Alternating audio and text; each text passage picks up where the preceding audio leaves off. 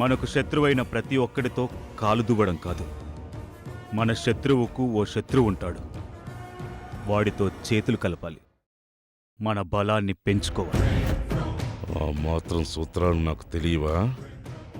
తెలిసే ఎందుకు కోరుకున్నావు మరి? మన కంటి ముందు మంచి క్యాండిడేట్ కనబడుతుంటే శ్రీనివాస్ తాత గారి జీవితం ఏమైనా తెల్ల కాగితమా? ఎటు చూసినా ఇంకు చుక్కలేగా.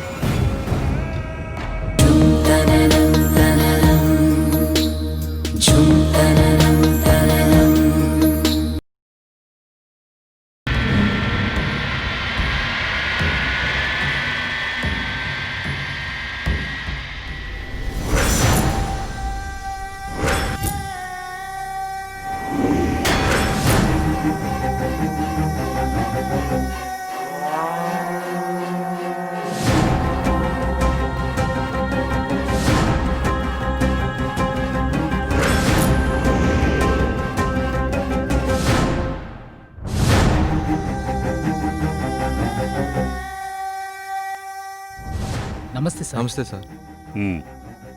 రండి సార్.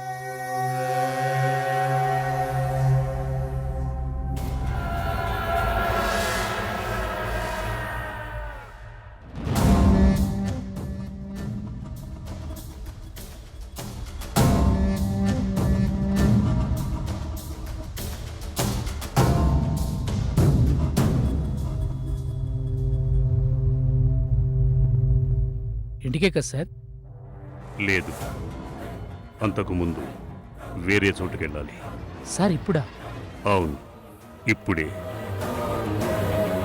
ఆ ఇంటిని, ఆ వాతావరణాన్ని చూడాలని మనసు ఉవ్విళ్ళూరుతోంది.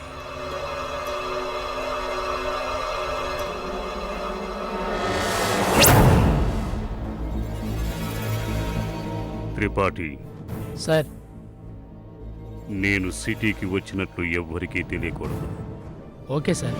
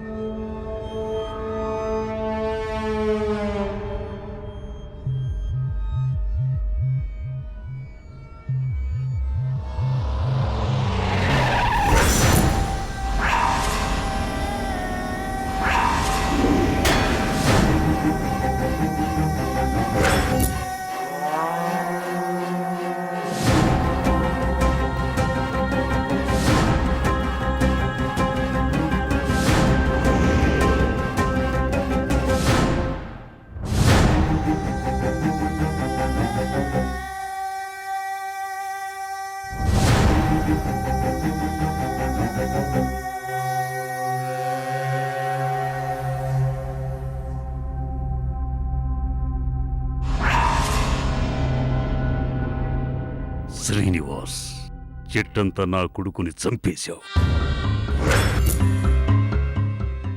నీ వైరం నాతో, కానీ నువ్వు నాకు కడుపు కోత మిగిల్చి నీ కక్ష తీర్చుకున్నావు.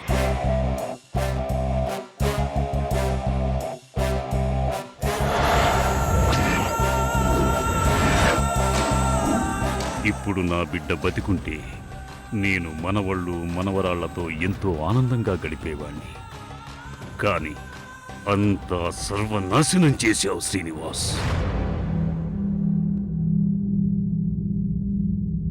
నన్ను నేను సంభాళించుకోవటానికి, ఆ దారుణం నుండి తేరుకోవటానికి ఇన్ని సంవత్సరాలు పట్టింది.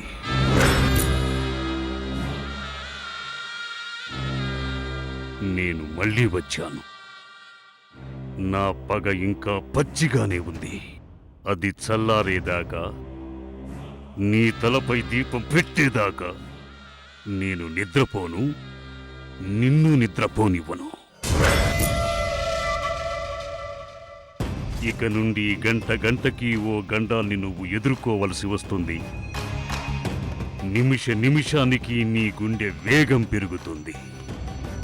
నువ్వేసే ప్రతి అడుగులో నీ చావు కనిపిస్తుంది. నువ్వు చావటానికి భయపడవు, కానీ బ్రతకటానికి భయపడతావు. భయపెడతాను. నా కొడుకుని కోల్పోయి నేనెంత నరకం అనుభవించానో అంతకు 1000 రెట్లు నువ్వు అనుభవిస్తావు.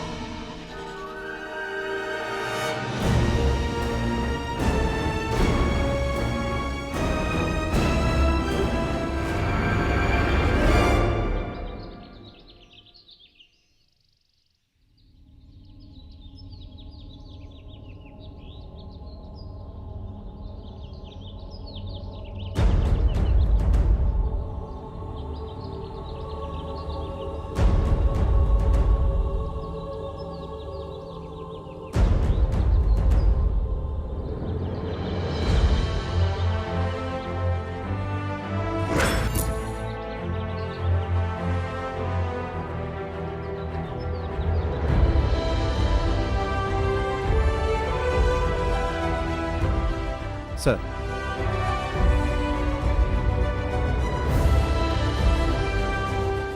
ఎవరు పంపించారు? తెలీదు సార్. అక్కడ పెట్టు.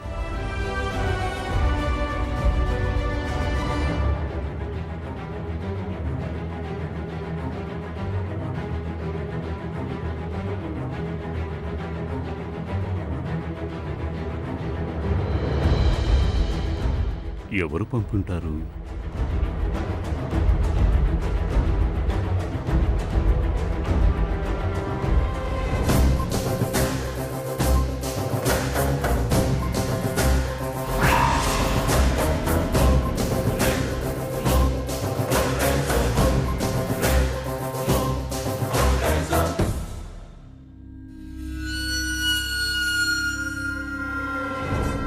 నేనొచ్చినట్లు శ్రీనివాస్కి ఎలా తెలిసింది? శ్రీనివాస్!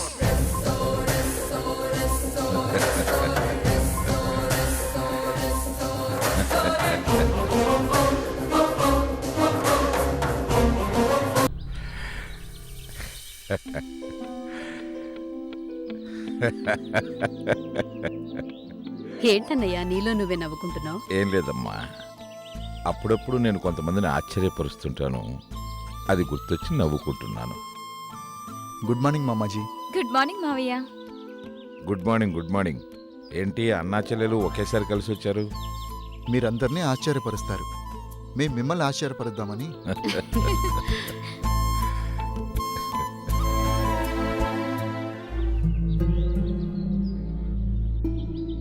అన్నయ్య,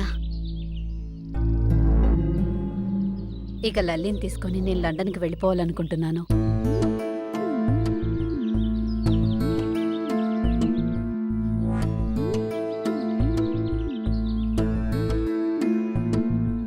అవును మావయ్య, ఇక్కడికొచ్చి కూడా చాలా రోజులైంది కదా, ఇక వెళ్దాం అనుకుంటున్నాం.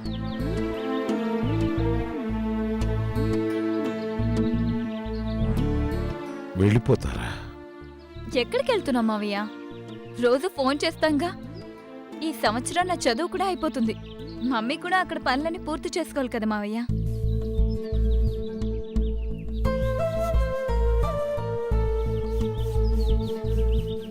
పిల్లల పెళ్ళిళ్ళు ఉన్నాయి కదా హరిత, అవేవో చూసుకుని వెళ్ళొచ్చు కదా.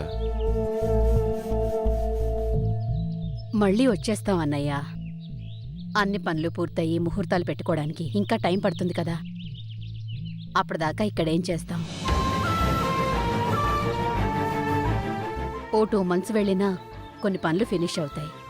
అదిగో లల్లి ఎడ్యుకేషన్ కూడా పూర్తవుతుంది. వెళ్ళాల్సిందేనా?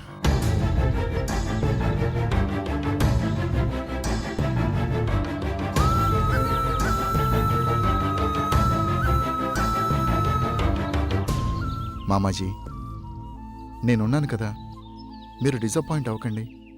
నాకేం పనులు లేవు, నేను ఫ్రీ. లైఫ్ అంతా మీతో గడుపుతూ మీకు సేవలు చేసుకుంటూ ఉంటాను. ఓకేనా?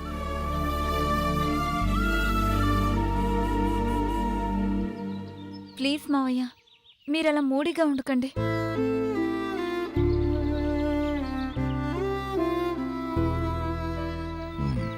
సరేనమ్మా, వెళ్ళండి.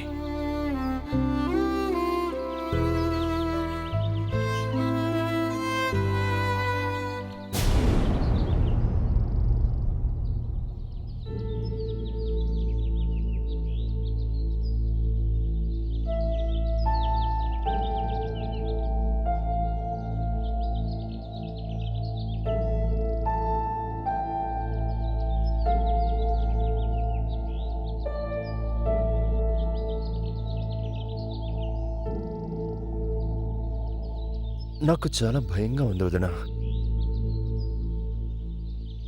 అది సంయుక్త వైపు నుండి మామూలు స్నేహం కాదు.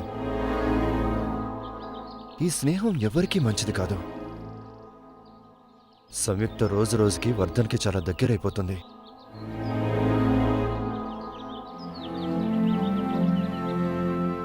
వర్ధన్ని ఎవరేమన్నా తట్టుకోలేనని చెప్తోంది.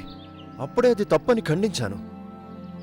వర్ధన్కి తన భార్యతో వచ్చే సమస్యకు నువ్వు కారణం కాకూడదని, అతనికి పెళ్ళయింది, భార్యా పిల్లలున్నారని, నువ్వు దూరంగా ఉండమని చెప్పాను.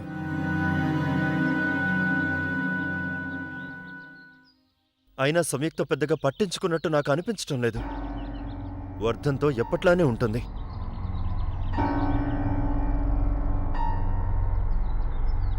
వదినా, వర్ధన్ ఇక్కడి నుండి ఎంత త్వరగా వెళ్ళిపోతే అంత మంచిది.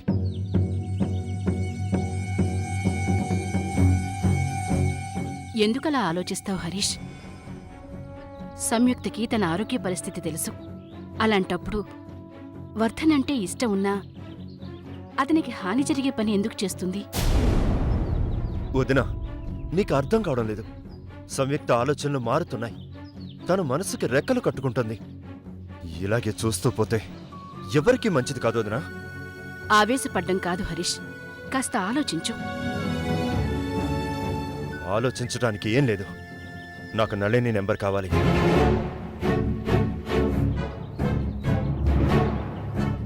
దేనికి హరీష్? నేను తనతో మాట్లాడతాను. తొందరపడొద్దు హరీష్. ఈ విషయం ఇప్పుడు నళినితో మాట్లాడటం చాలా తప్పు. ఏమున్నా వర్ధన్తోనే మాట్లాడాలి. నళిని గురించి అయినా సరే. మాట్లాడకపోతే ఈ సమస్య ఇంకా జటిలమవుతుంది. ఆ తర్వాత నేను ఏడుస్తూ కూర్చోవాలి. హరీష్, వర్ధనేమి పరాయివాడు కాదు, మన పిల్లాడు. అది మర్చిపోకు. మనవాడి భార్య మన బిడ్డ కాదా? నళినిని ఇక్కడికి పిలిపించాలి, లేదా వర్ధన్ ఇక్కడి నుంచి వెళ్ళిపోవాలి. లేదంటే నా బిడ్డ చాలా బాధపడుతుంది.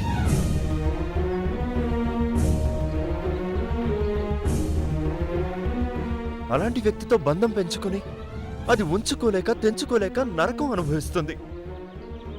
అది నేను తట్టుకోలేను వదినా.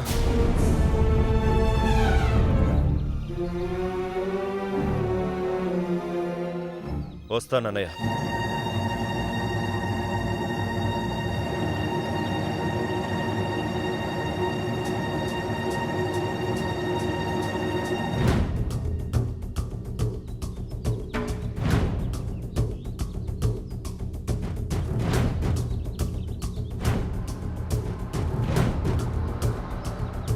స్వప్న,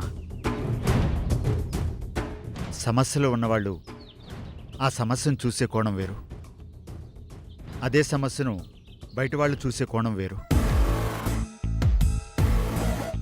బయట వాళ్ళు ఆవేశపడొద్దు అంటారు. బాధ అనుభవిస్తున్నవాడు సమస్య పరిష్కారం కావాలి అనుకుంటాడు. ఇప్పుడు హరీష్ పరిస్థితి కూడా అదే. అందుకే మన దగ్గరకు వచ్చాడు. అది కాదు శ్రీధర్, నిజమెంతో అబద్ధమెంతో తెలియకుండా అడిగేయడం మంచిదేనా? హరీష్ చెప్తున్నట్టు సంయుక్త మనసులో వర్ధని గురించి అలాంటి ఆలోచనే లేకపోతే మనం ఇప్పుడు సంయుక్తతో ఈ విషయం మాట్లాడి తనని అవమానించిన వాళ్ళమే అవుతాం. అందుకే కాస్త ఆలోచించమంటున్నాను. విషయం బయటికి పొక్కకుండా పరిష్కరించుకోవాల్సిన సమస్య ఇది. హ్మ్.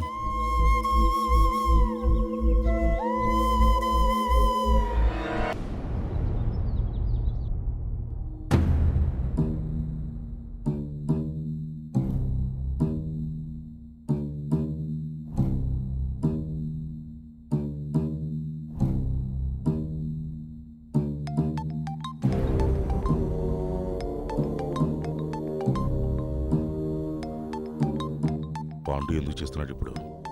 ఏం క్వశ్చన్ చేస్తాడో ఏంటో.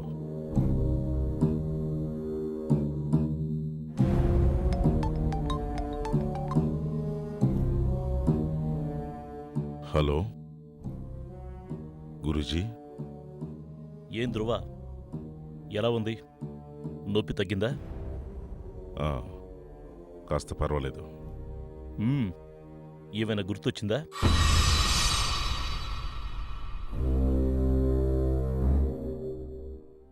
ఆ, ఏం గుర్తురాలేదు గురూజీ. ఏ ఇన్ని గంటలైనా గుర్తురాలేదా? చెప్తున్నాను కదా గుర్తురాలేదని. నాకు కాస్త హెడ్ఏక్గా ఉంది గురూజీ. ఉంటాను.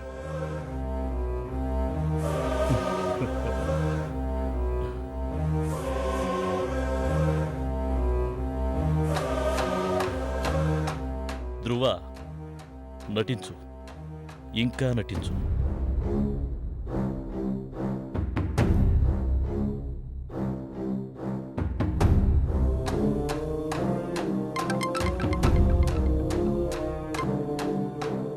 చెప్పు శ్రీనివాస్, ఏం చేస్తున్నావు పాండు? ఏదైనా చెప్పాలా? నువ్వు ఓసారి ఇంటికి రా. నేను శ్రీధర్ దగ్గరికి వెళ్తున్నాను. శ్రీధర్కి నేను చెప్తాను. శ్రీధర్ కూడా ఇక్కడికే వస్తాడు. నువ్వు బయలుదేరు. అర్జెంటా? మాట్లాడాలి పాండు. సరే.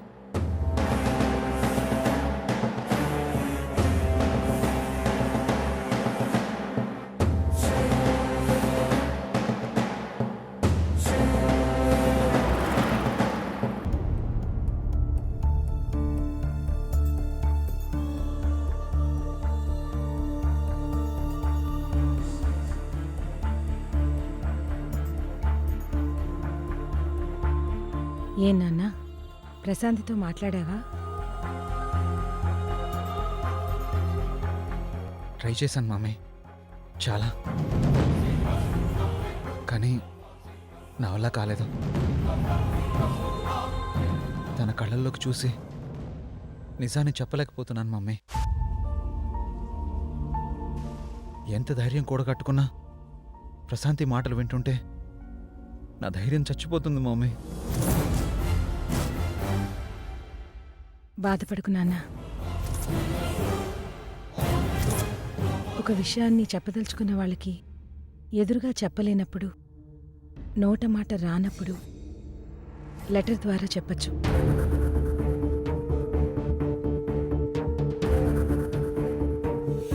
మనసు బరువైనప్పుడే మాట ఆగిపోతుంది నాన్న.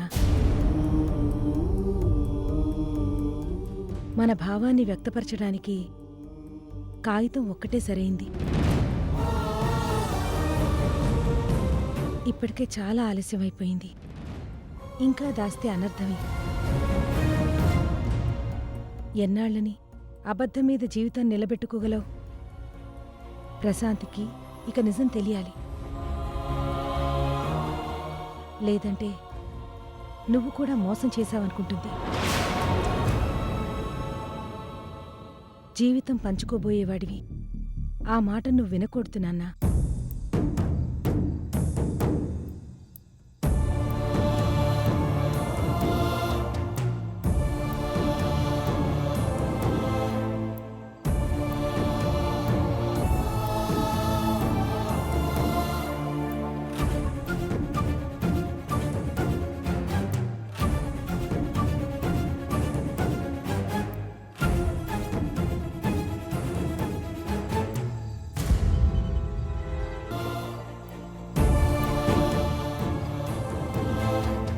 డాడీ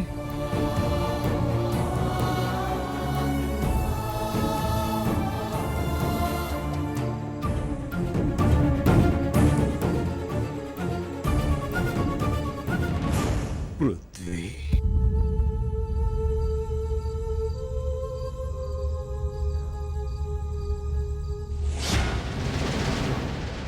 మీరు లేకపోతే నాకేం తోచట్లేదు డాడీ.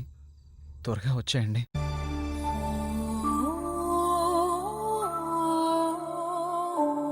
మీరు నా పక్కన ఉంటే నాకు చాలా ధైర్యంగా ఉంటుంది డాడీ.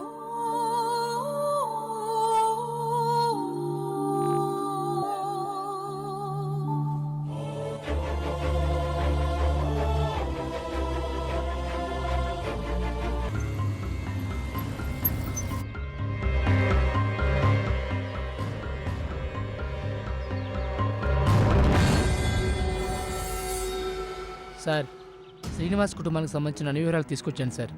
ప్లే చేయి. Okay sir.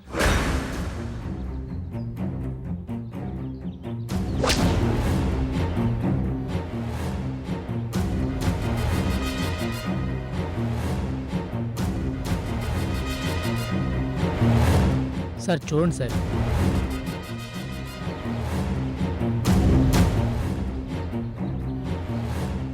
ప్రస్తుత శ్రీనివాస్ సార్.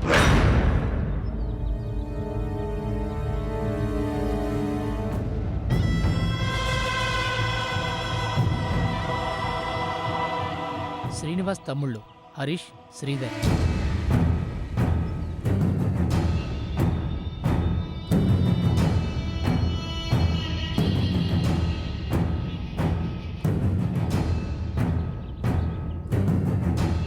శ్రీధర్ కొడుకే కదా సార్ ఈ పృథ్వీ.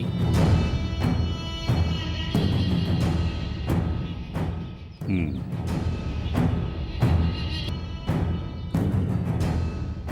ఆవిడ శ్రీధర్ భార్య స్వప్న. తెలుసు.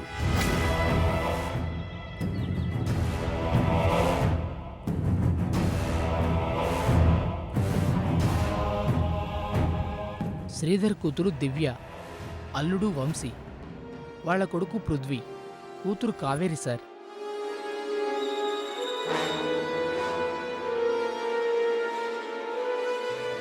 శ్రీధర్ కొడుకు పృథ్వీ పేరే మనవడికి పెట్టుకున్నారు సార్. ఓహో, వెరీ గుడ్.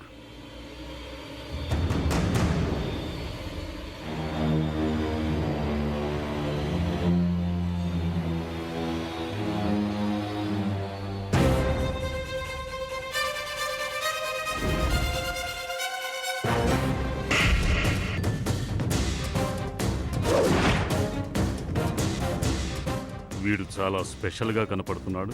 శ్రీనివాస్ కుటుంబానికి పృథ్వీ ముద్దుల మనవడు సార్.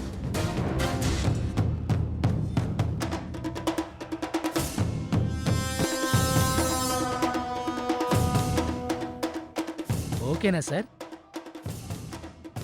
చాలదు, ఇంకా ఇన్ఫర్మేషన్ కావాలి. ఏం కావాలో చెబుతాను, విను.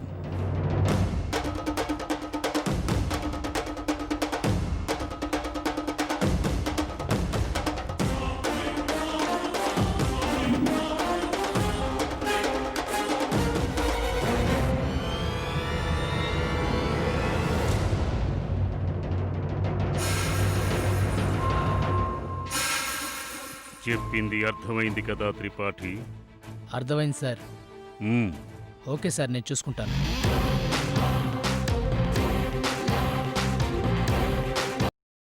ఆ సతీష్ మన కావేరికిచ్చిన మాట నమ్మిన మనం పిచ్చివాళ్ళమా, లేక ఇద్దరు కలిసి మనల్ని వెర్రివెధంలో చేస్తున్నారా? హరీష్, ఎందుకు ఆవేశపెడతావు? కావేరి ఆపకపోవడమో, కావేరి సతీష్ నిలదీకపోవడమో కాదు సమస్య. అదే సమస్య పాండు.